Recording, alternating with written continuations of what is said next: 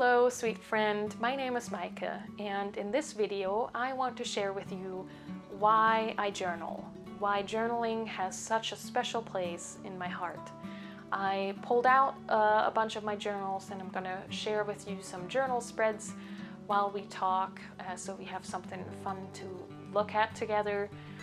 And I do think there's a number of reasons why I journal, but I think they all have a common core to them.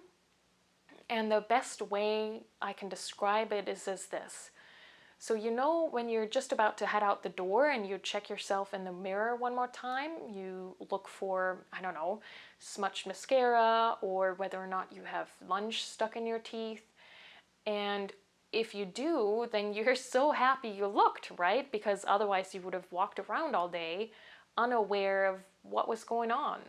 So we need mirrors to see what's going on externally, but I think we also need mirrors to see what's going on internally. And I think that my journal is that mirror. It reflects back to me what's going on the inside, the positive as well as the not so positive, all the things that I would have probably been unaware of otherwise. And so, for example, currently my husband and I don't have pets, even though we would love to have a pet. Dogs, cats, I want to give them all a home and have all the dogs and cats around me. But because of our rental agreement, as well as my side of the family lives in Germany, so we often travel internationally and often travel for weeks at a time, it's just not a good idea for us to have a pet.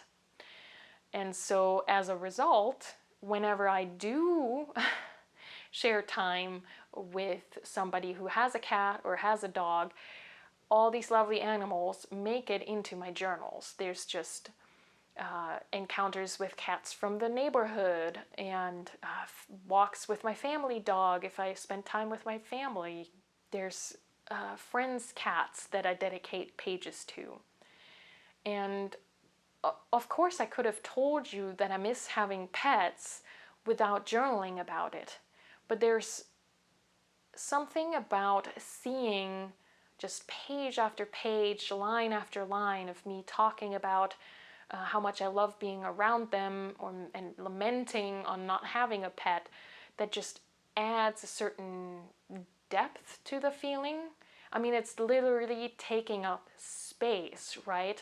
And so there's just something that happens there where you realize, oh, this is important to me.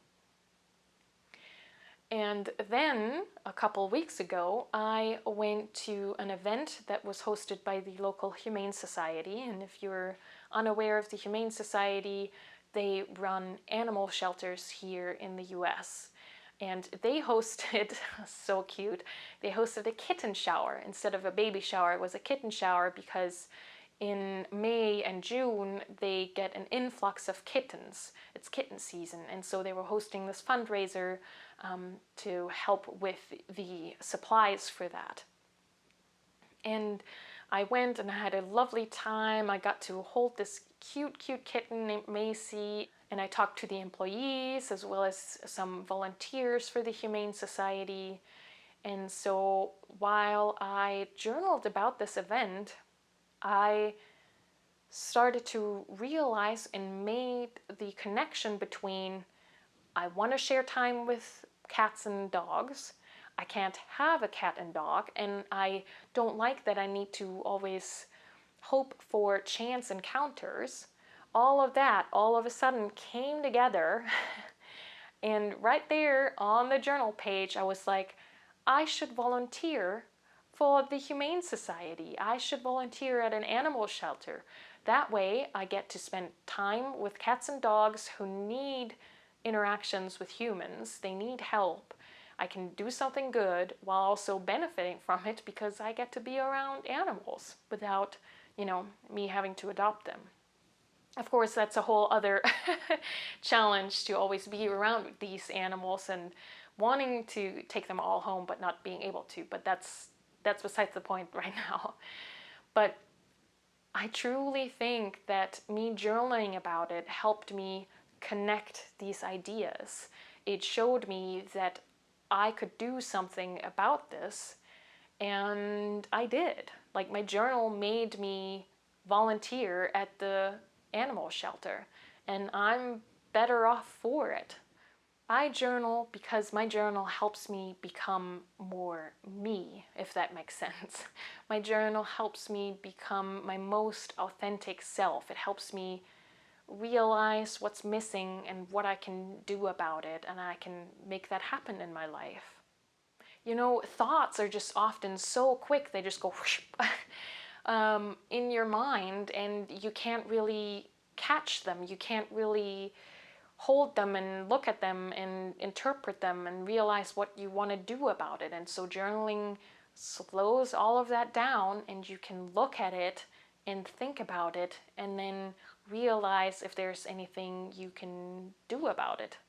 And there are so many more examples of how my journal helps me become more self-aware that I actually decided to turn this into a little mini series, 4 parts, and so I hope that you'll join me for part 2 of why I journal, which is how my journal helps me find and cultivate more joy in my life.